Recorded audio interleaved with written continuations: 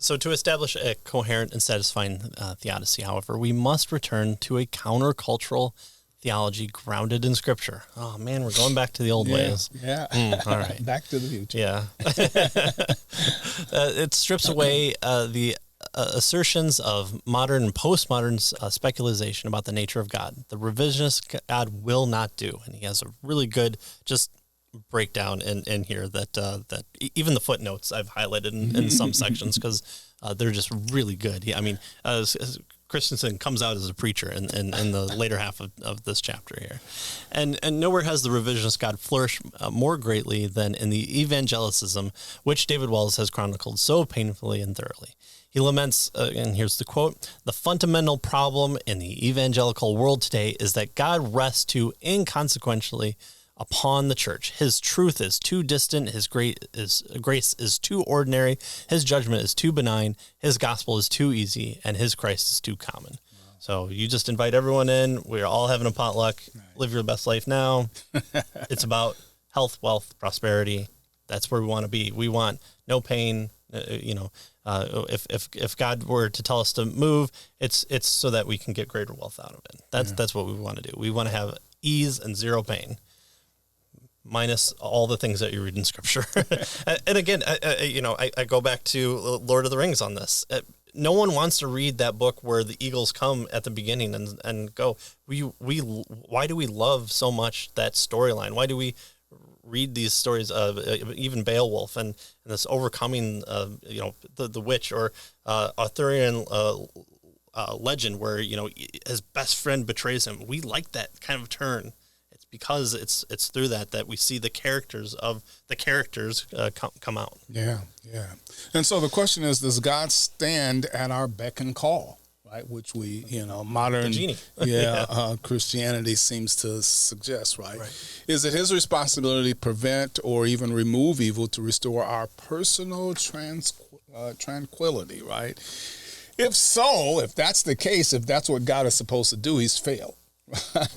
He says now he doesn't wish to somehow minimize or trivialize suffering, but as long as the problem of evil is viewed from this anthropomorphic perspective, he says we will pursue answers that do not satisfy, answers that will cast us deeper into the pit, answers that will restrict our gaze with regard to gazing at God. And he kind of in here levels a brief criticism even of C.S. Lewis, right?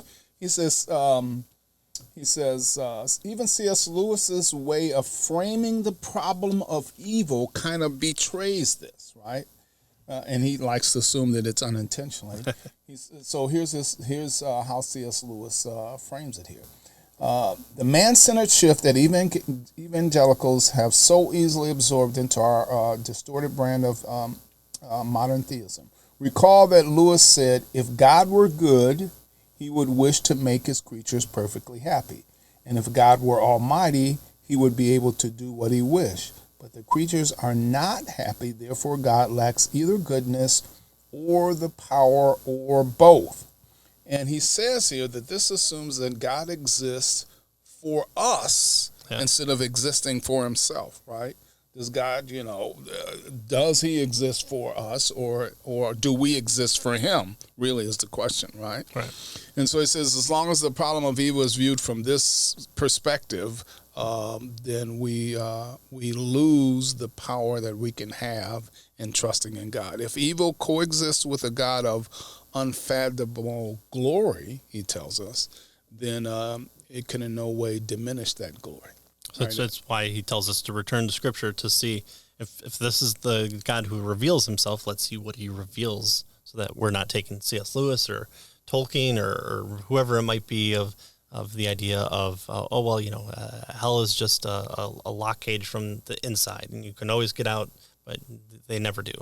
Let's more go with Scripture and what's presented to us through special revelation than what we have of kind of this wishful thinking, because it seems to have perversed us down this road into kind of this false intellectualism of I've thought of God, and if I were God, I wouldn't have done this, and we see this in nature, therefore God doesn't exist. Right. And so congratulations, yeah. you're a terrible God. Yeah. And so clearly, then somehow he says if this is the type of God that really does exist, this God of glory, then somehow evil must serve in some way to highlight God's glory, right? And so he ends the chapter on that particular